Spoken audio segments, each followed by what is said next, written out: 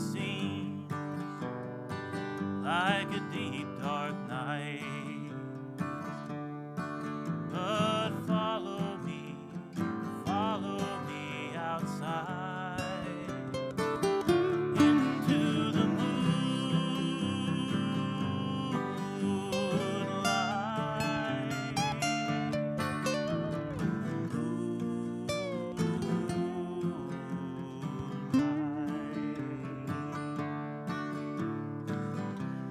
Welcome back to the Wild Rose Moon's Moonlight series, an intimate look at the great local talent that surrounds us all.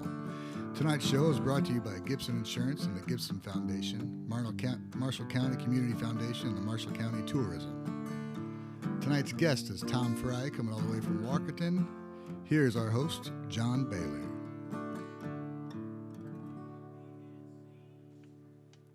Welcome to Moonlight. Thank you for joining us, and welcome to you, Tom Fry.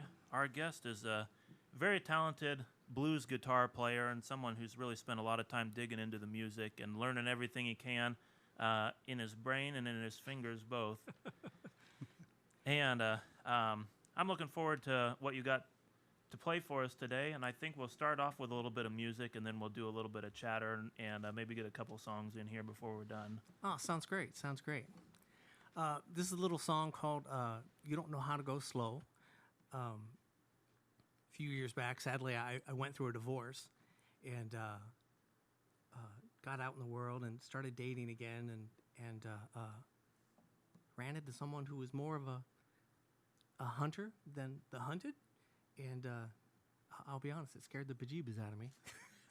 But this is a little song about that. It's written in a little bit of a mix between a Lightning Hopkins style and a Robert Johnson style. So, but here you go.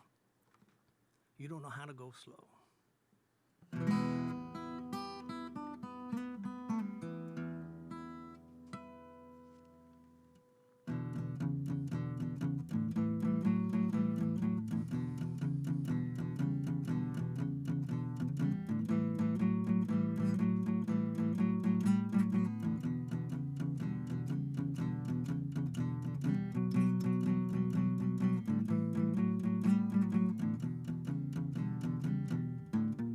I went out to the bar about 10:30. You asked me to dance and then you asked me again. I could tell right away, honey, you don't like the word no. What I didn't know, honey, is you don't like to dance slow. Well, we danced through the night and into the dawn. I woke up pretty, baby, and my PJs were gone. I could tell right away, honey, you knew how to go low. What I didn't know, baby, is you'd been out in the cold.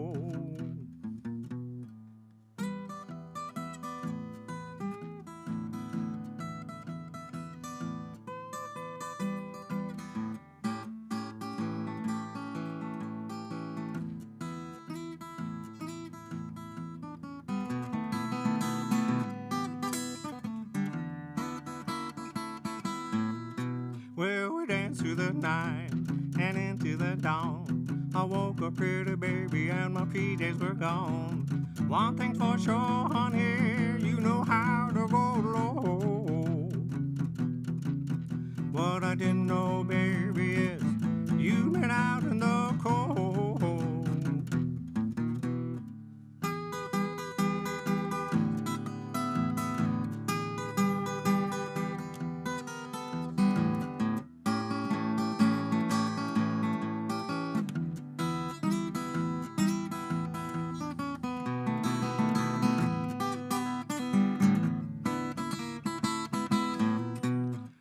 By night you moving things into my house. At 10 you asked me, baby, where can I hang my blouse? But 11 you had moved all of my stuff. At noon you told me, baby, I'm so much in love. I said, get out of my house, get out of my place. I'm telling you, pretty baby, no, you can't stay. One thing's for sure, you know how to go low. What you don't know, baby, is you don't know how to go slow.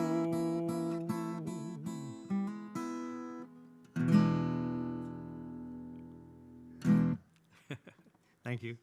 Yeah, thank you, Tom. You told a little bit. I'll get into some other subjects, but you told a little bit of the story, which surprised me. I didn't know before we started, and I just thought, is this just wish fulfillment? He's just hoping for somebody that'll chase after him, so he doesn't have to do the hard work that way. Oh, you know, you get all kinds of surprises when you're a single man at 50 and you go out. Yeah. So that was just a complete surprise and an unfortunate one, you know. And it, you know, as you're growing up, I kind of grew up in this Leave It to Beaver kind of 1950s lifestyle. My parents were very sheltered me, and then to get out and about to the real world and some harsher realities. But it got a good song out of it. Yeah. No, what did she see in you? Was it the finger work that you do there? That impressed her with your music? Must have been, or the shine. You know, Yeah. She said something about my retinas and fell over. Before we go on too much farther, Tom, I was wondering if you could lower your mic just a little bit so we can sure see a thing. little bit more of your face and just point it up toward your There we mouth. go. I wasn't sure if it would catch me or not. A little bit more. All right. There we go. And you can still hear me fine? Oh, yeah, we're good. Fantastic. Now, you were telling me before we got started, you started off with classical guitar, and that was where your music. Yeah.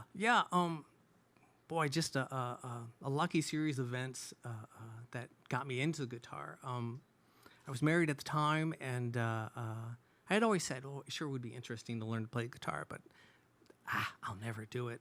And for my birthday one year, my wife bought a guitar and bought me lessons, and as it so happened, the guy was a master classical guitarist and learned at the Cleveland Institute. His name is Tom Olson Guitars, and still a wonderful teacher still today in the Cleveland Heights area. And yeah, you know, it was just beautiful stuff. I learned a lot about a player named Giuliani from the 1400s, and you just play beautiful, simple little things.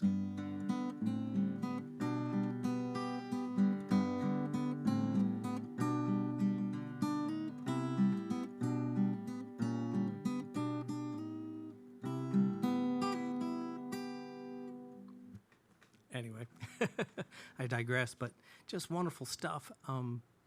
But I did find when I played that sort of thing for my parents and uncles, aunts, a lot of them fell asleep. Yeah. So a buddy of mine was like, "Tom, did you ever think about learning the blues?" And it was a great little suggestion. Well, I want to hold on to the blues for just a second and ask. You said it sounded like that was almost by chance. Oh, he just happened to be a classical guitar teacher. Was that music that you had interest in playing and learning when you started out? You know, I had almost no interest. You know, I don't mind classical music, but he used it just as a method to teach me. So it was kind of good as a finger picker to learn. With the book that I used, it was by a guy named Aaron Shearer, and it literally goes note by note, string by string. My ex-wife used to make fun of me, you know, but I learned to read music that way, and she would laugh from the other room, you know, in the kitchen. Ha ha ha! Plink plink plink. Good job, Tom. But you know, you add a finger. Next thing you know, you're doing thumb and finger, and Well, she brought it on herself, though. It was. that's right. she's She the one who bought me gave the it to you. guitar. This is why we're not together. Yeah, I love for my kids to pick up music, and I've got a fiddle. The classical people don't call it that, Oh, right. but I think, man, if my daughter was to start playing fiddle, I just don't know if I could handle it. Oh, Just geez. you know, Oh, when you're it's- slightly, have you ever picked up one and just tried to goof around on it? It's so unforgiving. Yeah, right. Just you're 1/16 of an inch off, and you're like in the next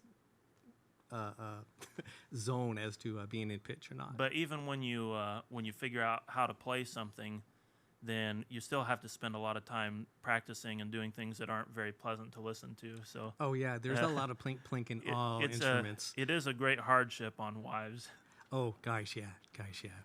Yeah, I started picking up mandolin a little bit just in hopes of maybe someday twisting that into a little knowledge about violin, because they're the Right. same string setup, same pitch and everything, and mandolins are so much easier. Yeah. Going from string instrument, playing with your right hand, still, doing with your left instead of a bow. When April Virch was here, I asked her about that. I'm like, so I was hoping to do mandolin and switch to a little bit to violin. Have you ever gone in reverse and gone from violin to mandolin? And she was like, oh, no, not going to happen. Yeah. Well, I want to get back. I said I wanted to diverge away from blues music for a little bit and touch on some of those other styles. But you said a buddy just asked you, why don't you learn the blues? Yeah. And again, I guess I'll ask the same thing. It sounds like this random chance encounter. Was that something you had an interest in beforehand? Oh yeah, I've always thought the blues were really interesting, and I have memories of being in college and going to a local delicatessen, and at that time, some of the old blues from the 30s had come back into vogue, and people were just kind of playing it as background music, coffee house music, and I heard it, it kind of registered in my brain like, oh, that's so cool, it's so old-fashioned.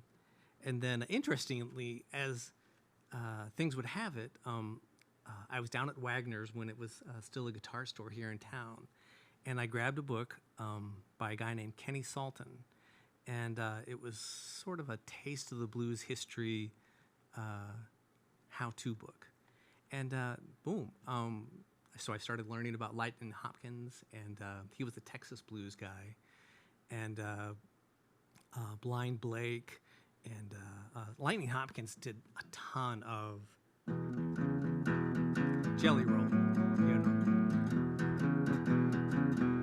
But Blind Blake was much more of a jazz mix, and he would do more things like, oh, what did I do with my pick here? Oh, there it is. Blind Blake was interesting, much more of a ragtime kind of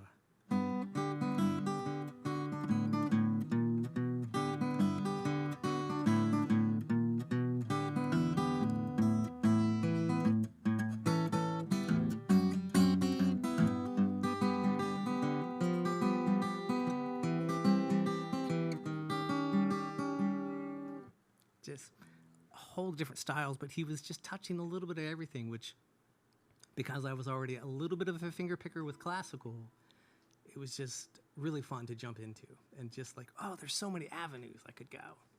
Right.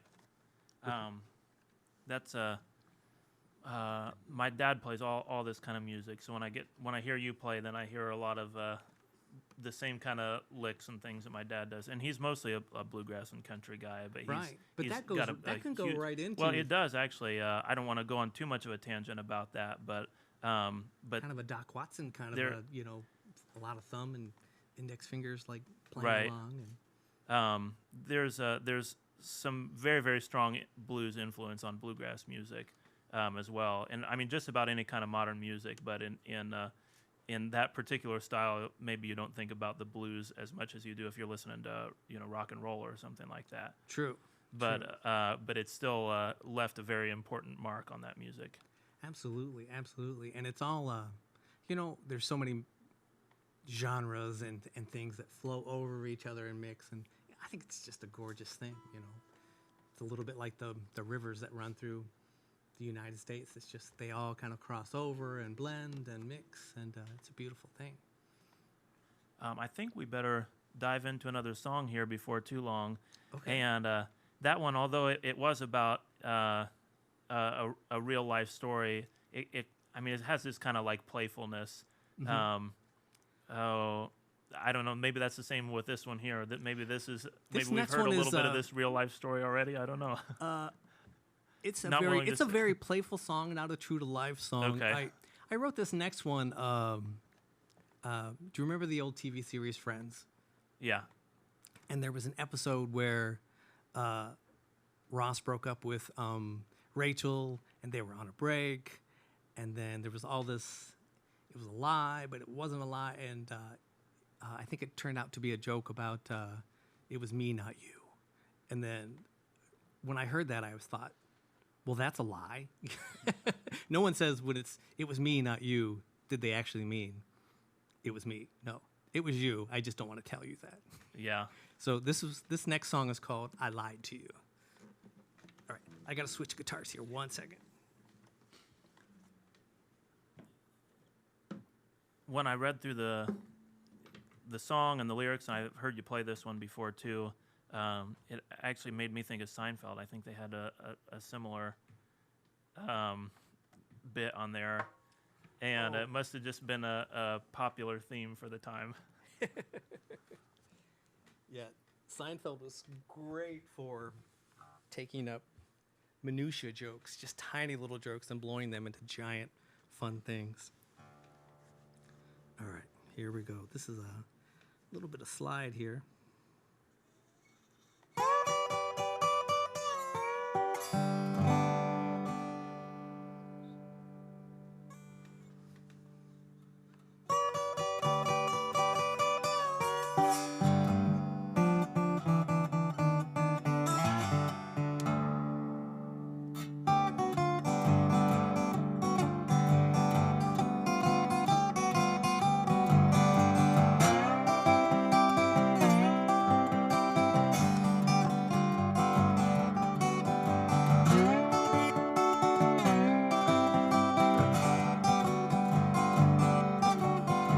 I lied to you, baby, it was you, not me. I lied to you, baby, it was plain to see.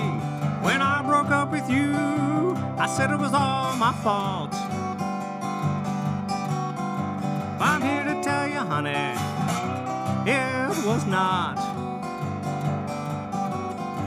I told you my dog had a cold, my parakeet had laryngitis. I told you my basement had mold, my mama didn't feel the finest. All these lies got messy, hey, just relax. No need to get testy, listen to the facts.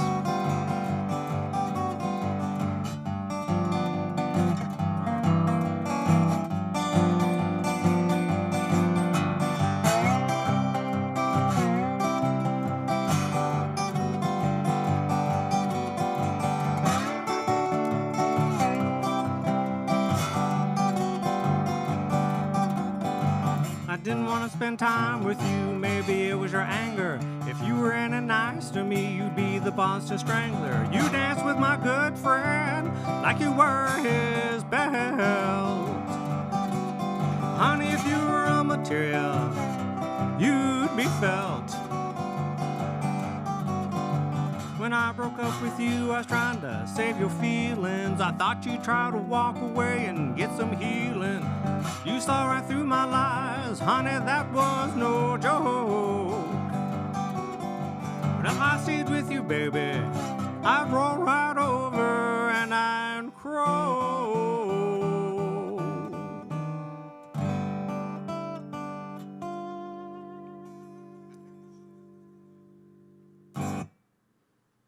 There you go. Well, thank you. You've got a lot of humor songs of your. Well, I don't know if it's fair to call some of those humor. Like I said, the first one, I mean, it's a playfulness, anyways. I think Definitely. We'll get into in episode 2 into some more. You can say this is just pure humor all the way, but both of these two kind of have a little bit of that touch in them as well. Yeah, I think it's just a little bit of my personality just shining through. I try to be a pretty upbeat person and a jokey kind of person. The joking dad, you know, my stepchildren are like, really, Tom? Can you can you stop with the jokes? But it's a good time. When you think of the blues, humor is not what comes to mind. No. No. And is there a place? Do you listen to blues music that has humor in it, or do you just feel like this is me putting Tom Fry into the mix? I think it's mostly me putting Tom Fry into the mix. There are songs that come on the verge of humor. as in this happened and it was so ridiculous. I'm trying to think of a song. It's a song by Big Bill Broonzy, and it's about being black in the South, and part of it is extremely sad, but part of it is also humor on his part. I'm working beside this guy, and he's making $2 and I'm making $1, and I'm out playing my guitar, and all I wanted was to have a beer with you guys, and no, it says get back, you're black, and poor guy, you just felt for him, and I heard he went to, as I was reading about him once, he went to the Netherlands, and they loved him there, and he was playing. He lived quite a long time, and he was still very popular in the 50s, and so he got to travel around the world with the folk movement, that kind of picked up the blues. Right. And so he got sent over to the Netherlands, and after the show, someone talked him into going to a bar, and he was like, "Oh, okay, I'll go if you think I'll be safe," because he was used to, in the 40s and the 30s, if you looked at the wrong person the wrong way, you could get lynched. And so he was at a bar, and they asked him to play, and he was like, I really don't want to spend the night in jail. And they called a policeman over, and who had been outside walking past, and they had the policeman talk to him, and the policeman said, "No, there's no way you're getting thrown in jail tonight, for just being you." And so he was really he ended up marrying somebody from the Netherlands and starting a family there for a few years, I believe, before he moved back. Yeah. So sorry, that was a long No. tangent on a humorous thing, but yeah, there was a little bit of humor in the blues. Before we wrap up, I think we want to spend a few minutes looking at your guitar collection here. What are you playing right now? This is a dobro.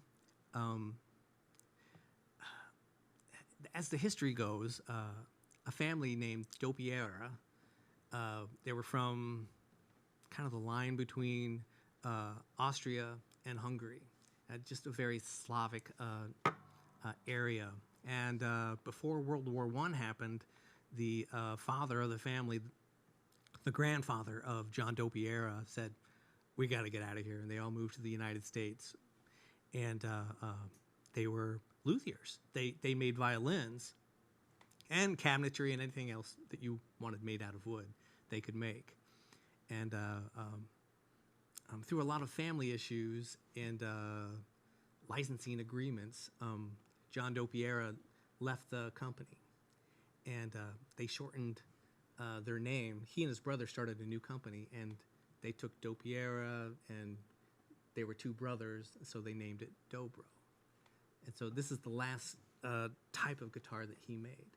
Now, my steel guitar over here is a metal resonator. So these two guitars are kind of opposite. This one it's more like a plate inside, so it's convex, where it's like this? And this is concave, where it's in. And then my other guitar, the resonator pan inside is concave. Convex, sorry. Convex. So it's silver pan inside arcs the other way. So he did this to not break the copyright that he had given the original company that he worked for. Oh, yeah. Yeah. And what's the idea behind the resonator?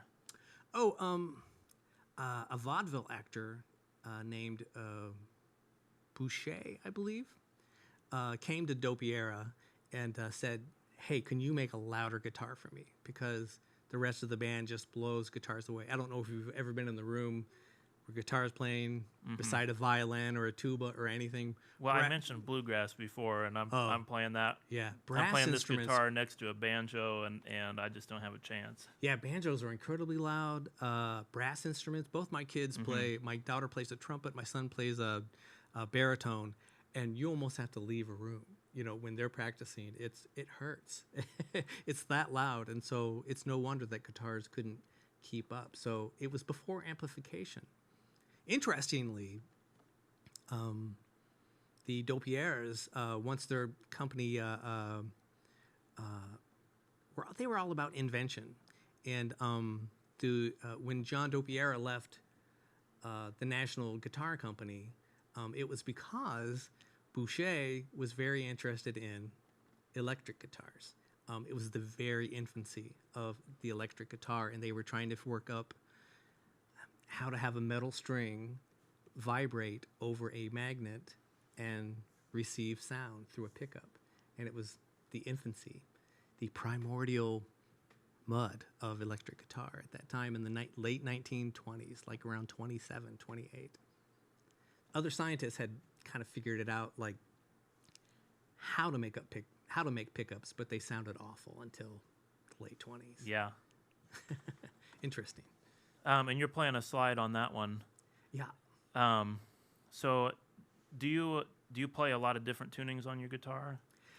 That's part of the reason I have two. Is this guitar is in open G tuning, or what the blues guys would call Spanish A. But my two outside strings are Ds, and my middle string is a D. But here's where it changes, and this is a B, and this is a G. So then I have two Gs, and it's just an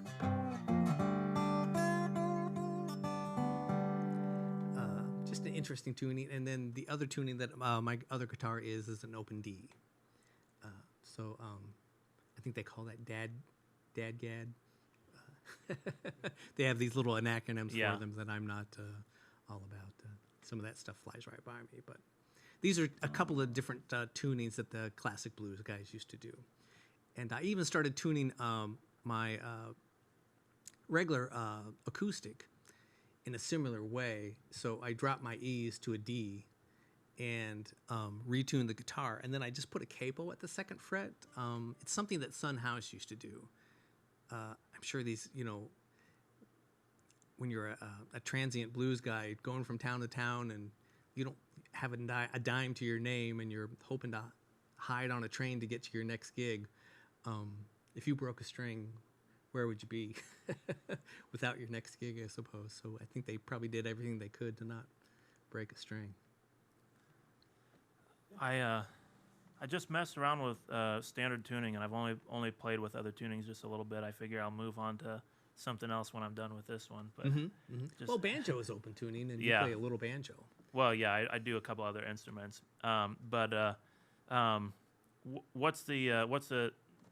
Is it difficult to learn these other tunings and then to switch back and forth between them? Honestly, the finger picking element is really similar, and it really does make it easier to play guitar. So many fewer bad notes, and you can go extremely simple and just go, 5, 3, 12. The first song I learned was Little Red Rooster, a Willie Dixon tune.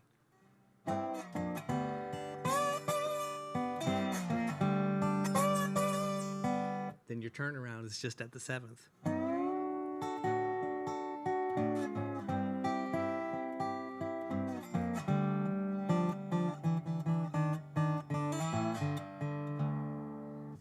Yeah. It's a very simple. Who is it? The David Grossman from Homespun Recordings. He has a group that teaches a lot of acoustic music and blues and open tunings. And he was like, I don't understand why we don't teach children open tunings first and then have them move to regular acoustic guitar, because they would have so much success with an open-tuned guitar than they would with the more difficult to do fingerings of an acoustic guitar.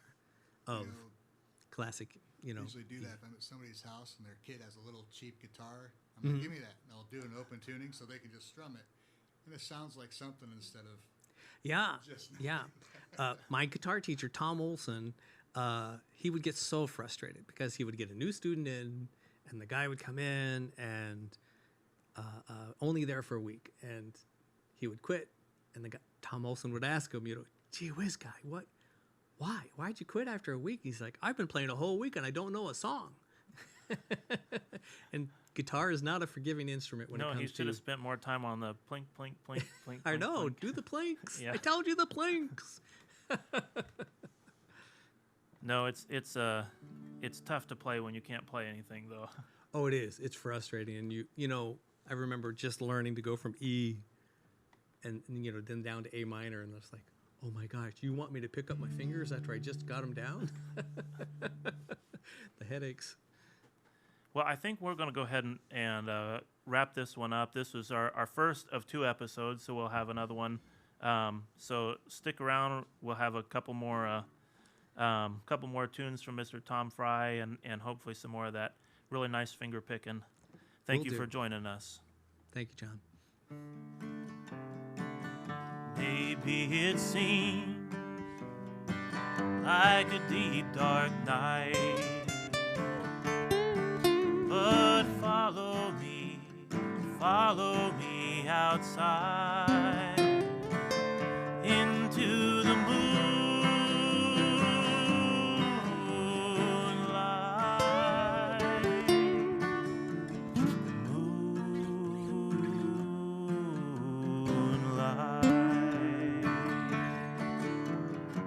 Thanks, everybody, for tuning in. We'd like to thank Gibson Insurance, the Gibson Foundation, Marshall County Community Foundation, and the Marshall County Tourism for helping us get this show going. Also, special thanks goes out to Howard Gibbs for getting everything set up for us. I'm the guy behind the sound, Ryan Meir, Katie Smith, Jim Yoakum, and of course George Schricker for making this all possible. And if you would like to help the Moon, check out the website and you can become a member and help out yourself. This has been Wild Rose Moon's Moonlight Series.